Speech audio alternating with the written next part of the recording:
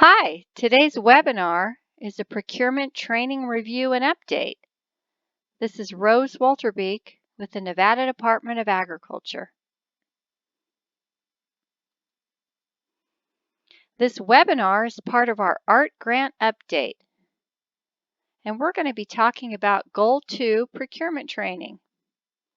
We'd like to thank USDA for supporting Nevada. So let's get started. Today's training objectives are to provide you with a brief overview of the procurement process and methods. We're going to update you, our sponsors, with 3 new procurement topics and provide you resources. Today's professional standard learning codes are 2000 for operations, specifically 2400 for purchasing and procurement.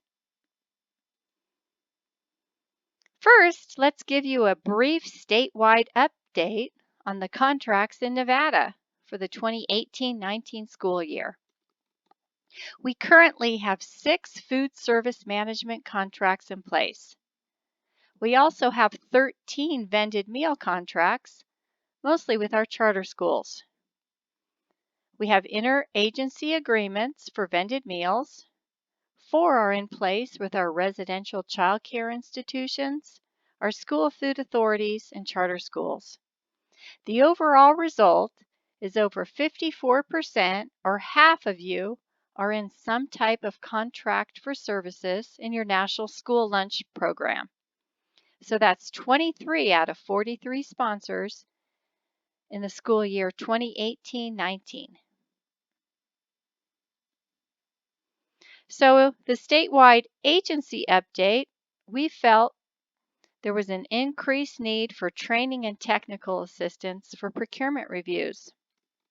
We created templates for procurement and contract documents. We clarified what is and isn't allowed. We also created forms, checklists, and tried to simplify the process for you at the school site level. So what's NDA's role? We want to set you up for success. We want to avoid later findings in procurement reviews and prevent the need for districts to rebid procurements. We also provide ongoing training and technical assistance. So let's start with the basics. What is procurement? Procurement is the act of obtaining of goods or services in exchange for money or value. Basically, it's what you do every day in your national school lunch to produce that reimbursable meal for the students in your district. So, if the playing field is level, then vendor participation is encouraged.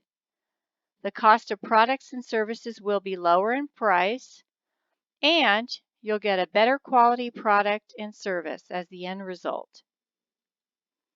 So who are the players? Well, there's us, the state agency. And in Nevada, it's the Nevada Department of Agriculture. Well, there's you, the School Food Authority. We also call you a sponsor of the National School Lunch Programs.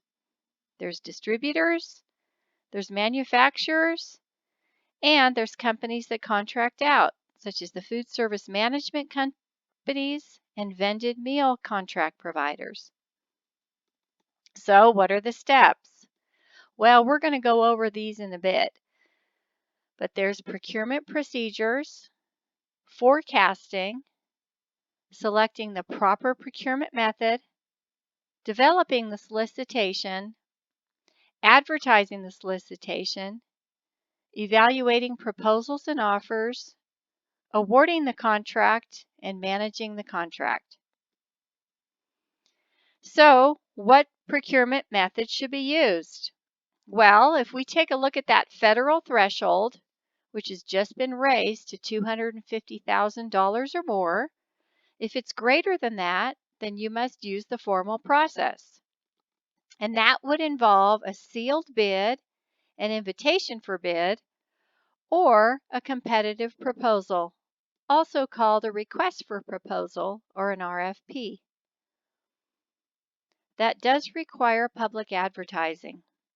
If it's less than $250,000, you can use an informal method. And the two that are available would be a micro purchase or a small purchase. So a micro purchase is anything $10,000 or less aggregate, and a small purchase is anything between $0 and $250,000.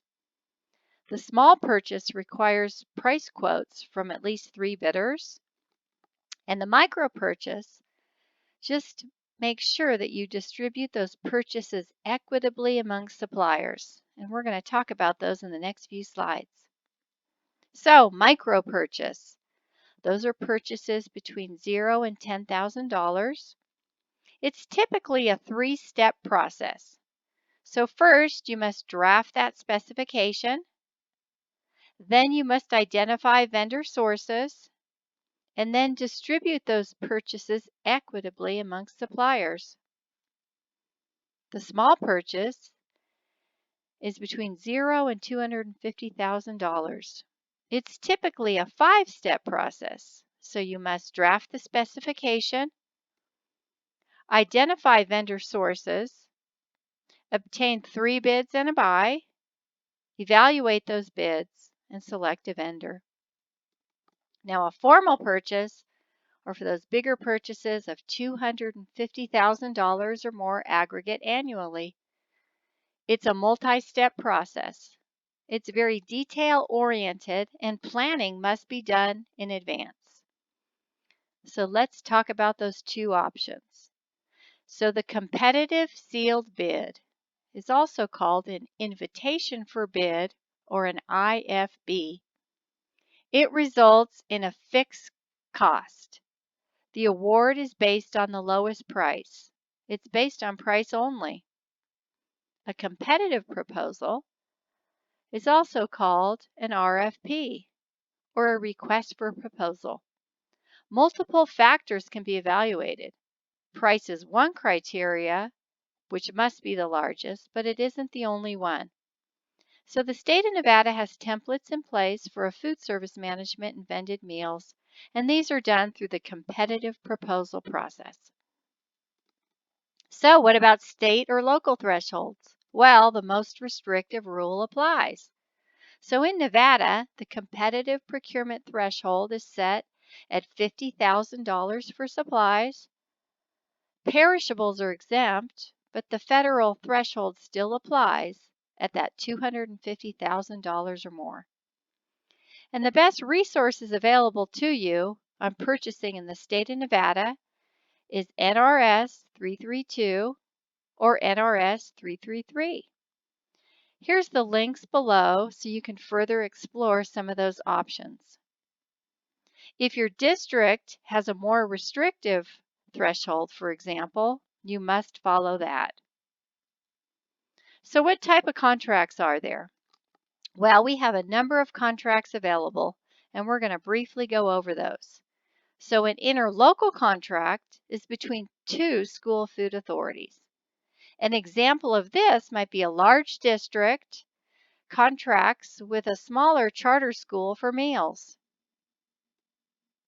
or a vended meal agreement. An example of this might be a new charter school, and they're going to contract with an approved meal vendor for their meals.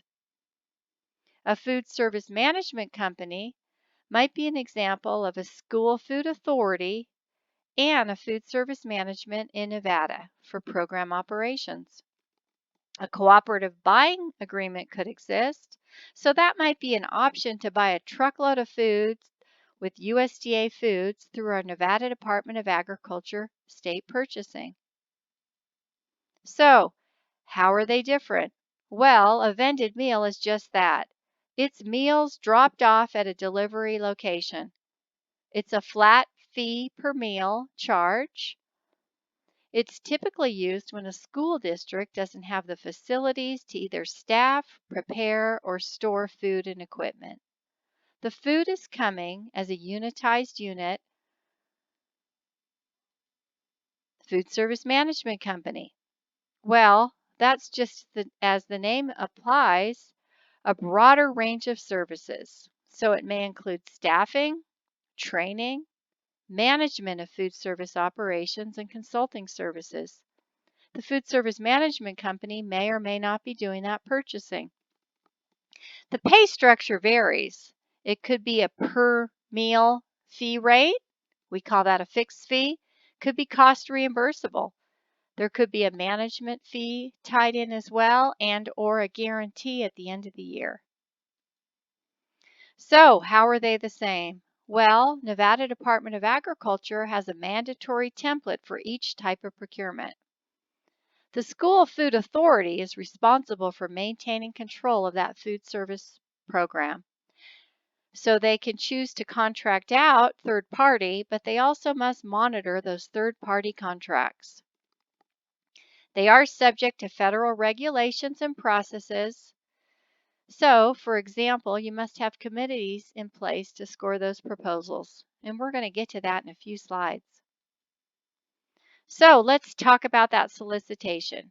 The definition of a solicitation is that it's a document used by the School Food Authority to acquire those goods, products, or services.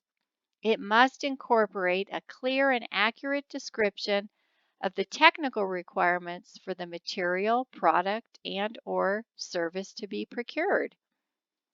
So what are some elements of that solicitation? Well, you need to provide general information about your district or your RCCI, what type of contract it is, a general description of those goods and services, any procedural issues, technical requirements, and that evaluation criteria. It may include specific information on that spec as well. So maybe the product name, the variety, the grade, the size, quantity, quality, the cleanliness, packaging, delivery, food service, farm practice and characteristics, and any other requirement based on that product or service that you're trying to acquire. For example, produce might have a lot of different information on a specific specification.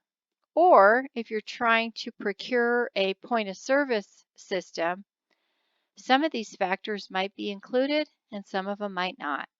So keep that in mind that each specification is specific to that product or service that you're trying to acquire. So what you first need to do is forecast for that procurement. Your solicitation needs to communicate what it is you're trying to purchase. So in terms of numbers, that need may be based on prior year numbers and or any adjustments projected for the upcoming school year. So some information that you might include is your average daily participation, your revenues, your expenditures, and any estimated needs you may have. Some adjustments may have to occur on your end, such as adding that community eligibility provision, any rezoning of your schools, or perhaps something like the Breakfast After the Bell program for some of your specific products that may or may not need to be individually wrapped. So what kind of program are you operating? Is it a self-operated? Are you doing on-site food preparation? Or do you have a central kitchen model? How many schools are in need of these products? What's your total enrollment? What's your average daily participation? These are all things that somebody bidding on any of your solicitations might want to know. So it's great if you know your operation. So you can take your expenses based on the prior year. You'll want to take a look at that contract period and adjust those estimated expenditures. As far as delivery, is this a one-time delivery of supplies for the school year? Or is it something like produce that you're going to need weekly or maybe daily if it's milk deliveries and your sites are going through a lot of milk cartons because of the Breakfast After the Bell? So keep in mind that your solicitations, you can do them annually, you can do them quarterly, you could even do them monthly if you want the most recent produce available at time of harvest. So how do you find out that information? Well, one great resource that you have available to you is a velocity or a usage report from your current year meal vendors. They're going to be able to provide you with reports that show you the past usage based on your past menu items. This will allow you to predict future usage amounts. So if you're going to change your menu items, you can kind of see how that fits in based on your past practices. Or if you have a cycle menu offering in place, you're going to be able to see very clearly how many times that menu item comes up. You can adjust your future participation levels, especially if your enrollment, average daily participation, or some of your meal offerings change. Again, that might be that breakfast after the bell, the community eligibility provision, any enrollment changes, school openings, school closings, anything changing due to growth or reductions in your community workforce.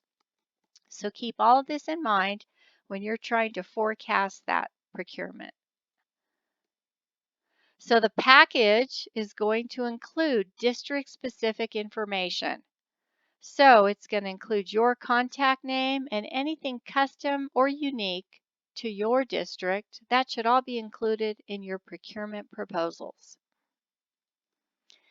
So next comes the evaluation of the response. So those materials are also going to be specific to your site's procurement request.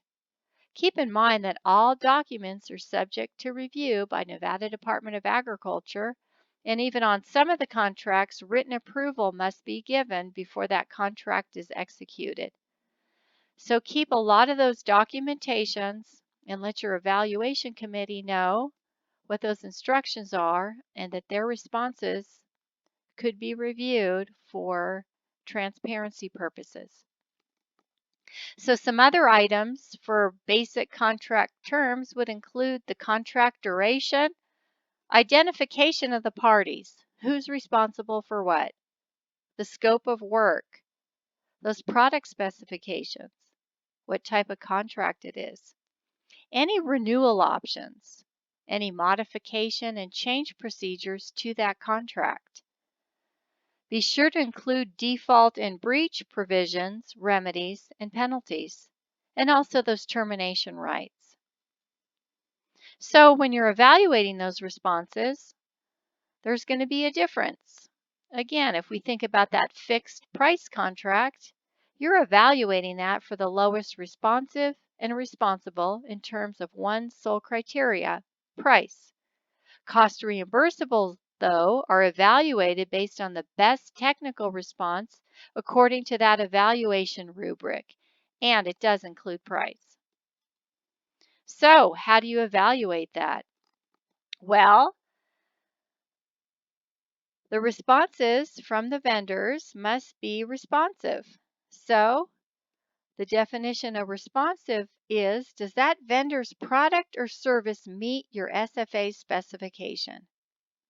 And are they responsible? The definition of responsible is, can that vendor and will they successfully fulfill the terms and conditions of the proposed procurement? So, how do you determine that? Well, as part of your evaluation process, you need to make a decision if the contract is responsible by investigating their past performance in terms of integrity, compliance with public policy, a record of their past performance, and their financial and technical resources. You can do that by checking their references, which should be included in your solicitation package. If it's determined that they cannot be responsible, then you carefully have to document that decision, and the contractor would become ineligible for the award.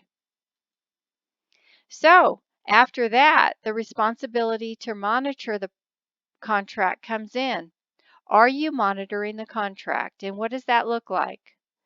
Well, some things that you could monitor is, did you receive the quantity and quality of the goods and services you requested? Were they delivered on time? Were you charged the correct prices, and was that within budget? So we have forms in place to assist you on any aspect of monitoring those contracts.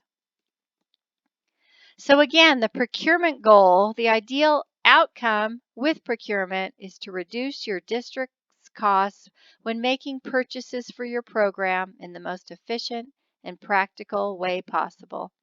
And keep in mind that cents do save dollars in the national school lunch programs. So with that, let's jump into our hot topics.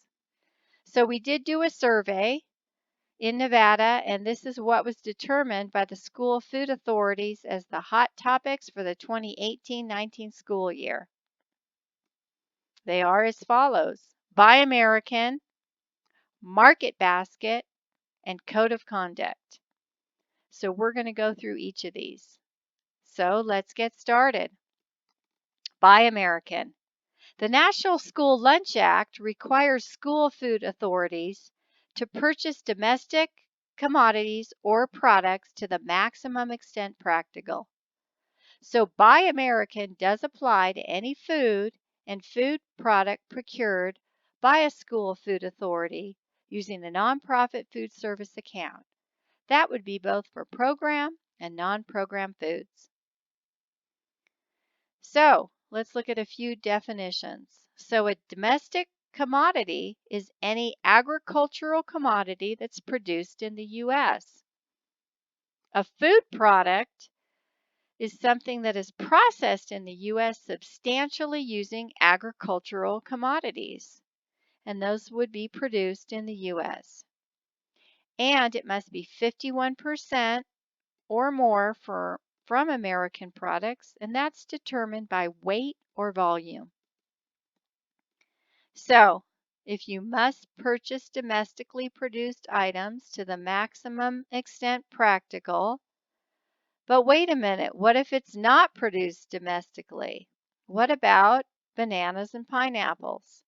Well, those are allowable because they are not produced domestically. So let's talk about that.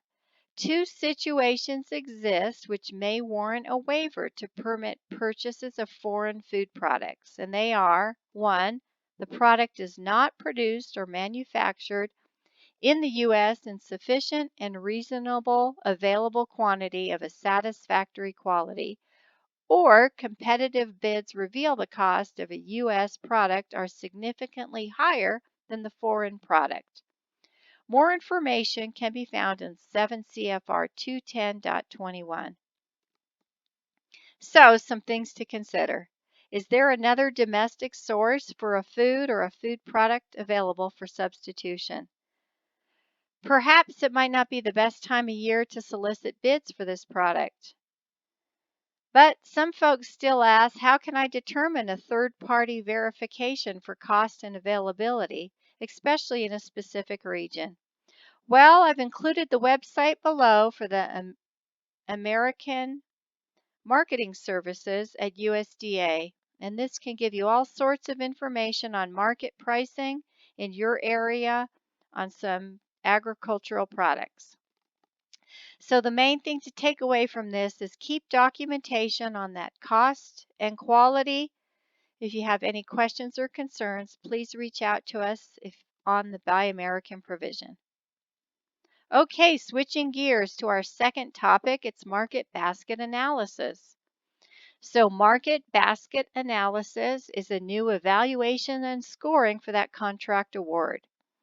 So what it does, it allows you, the program operator, to review bids using an established representative sample of goods and to use this subset of prices to award a contract as long as that published solicitation includes language that allows for this type of evaluation. So you may send a bid out that has a lot of products on it, but you can use a market basket analysis to award that to a specific vendor. So the Food and Nutrition Services recommends that that aggregate value of that subset of products be 75% or more of the estimated value of the contract to be awarded. So when is it used? Well, when you want to make modifications of your contracted product list So you can acquire additional foods or increase those quantities of the listed foods. So that might be something like you want to introduce a new product on your menu line, or you want to try out a new food trend, or you want to just make changes in your school nutrition operation. So keep in mind the option to add goods must be included in that original solicitation and contract. The total value of all additional goods and quantities may not exceed the limits specified in the solicitation and contract. So USDA recommends that 5 to 10% of the estimated value of the contract, you can utilize this market basket analysis. So if the contract allows a renewal option and that renewal is approved, as it was established in the original contract, any goods added to the contract must be included in a contract amendment. So for each year of a renewed contract, a new basis for contract value, including the actual expenditures of the previous year, plus the value of those additional items must be established. Again, you must maintain all those records as a program operator of all those additional goods purchased to ensure that the value of those additional goods does not exceed the specified limit.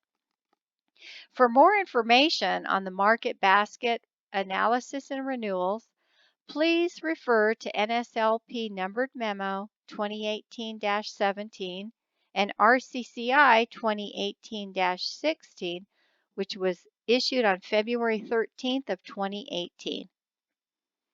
All right, for our third and final topic, we're going to be talking about code of conduct.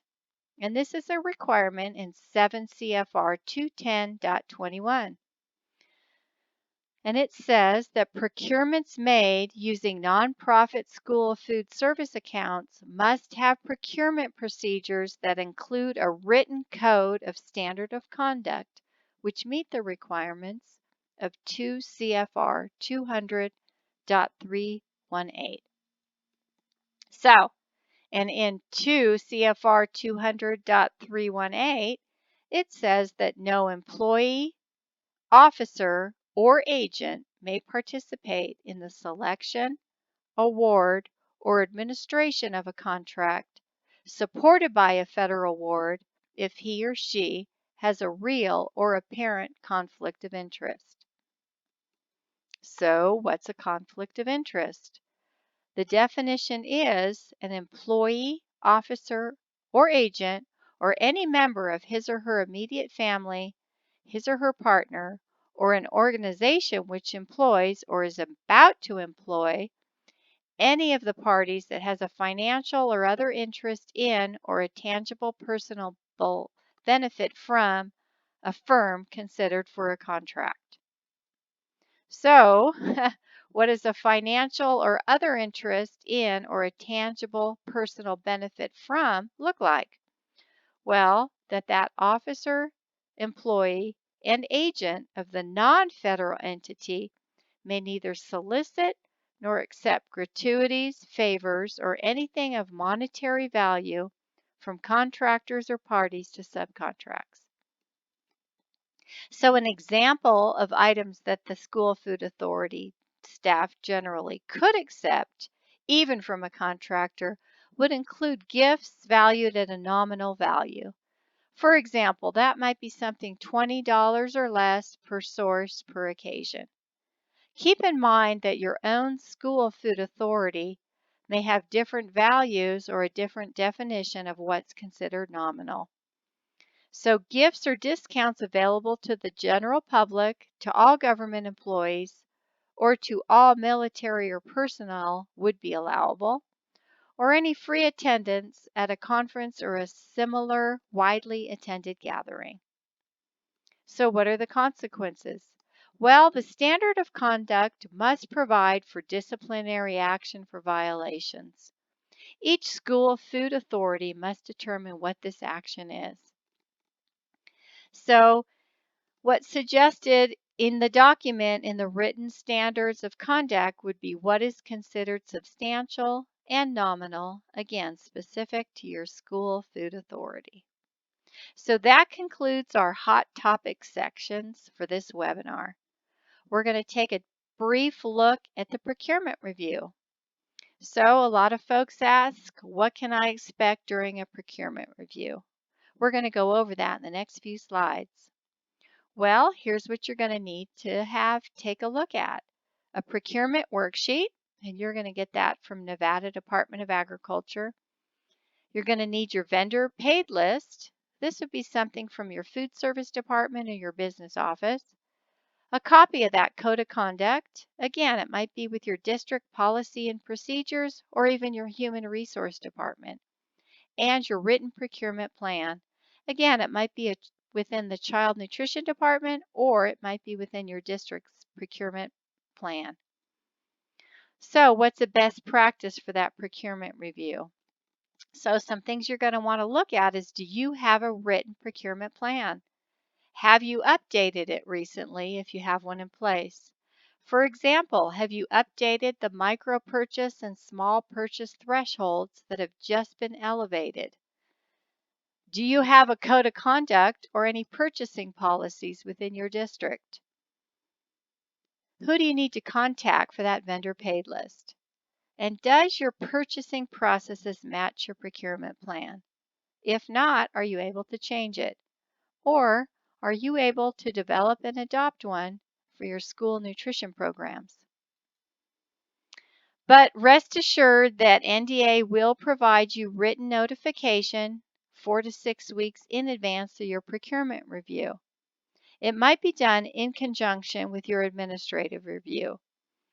And we will provide to you a list of items of what we need and what has to be given to us at the time of that procurement review. So best practices are to engage your stakeholders early on and throughout the process. So that may include the district and the school board, us, the state agency, any bidders or offerers, your constituents, both the students and the parents, the staff, and the public. So some resources available to you would be through the Nevada Department of Agriculture, the Institute of Child Nutrition, USDA, the Agricultural Marketing Service. We've also produced a procurement review process and a procurement worksheet training webinar, and we have a link here to our YouTube channel. So feel free to take a quick look here at the procurement summary of what we went over today in the webinar. So at the top of the screen, you have your procurement plan and procedures.